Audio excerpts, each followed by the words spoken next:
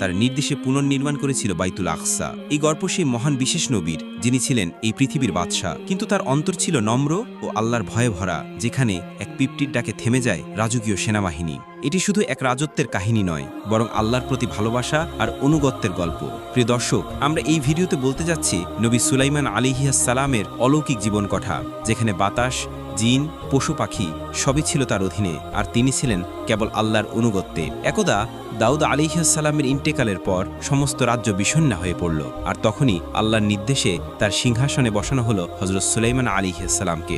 এক রাতে হযরত সুলাইমান আলাইহিস সালাম আকাশের দিকে তাকিয়ে আল্লাহকে বললেন, হে আমার প্রতিপালক, আমাকে এমন এক রাজত্ব দিন যা আর কেউ কখনো পাবে না। ইয়া রব, আপনি আমাকে ক্ষমা করুন এবং আপনার পক্ষ থেকে বিশেষ অনুগ্রহ দিন। আল্লাহ তার দোয়া কবুল করলেন। তখন থেকে সুলাইমান আলাইহিস সালাম শুধুমাত্র মানুষের উপরই শাসন করতেন না, বাতাসও তার আদেশে চলত।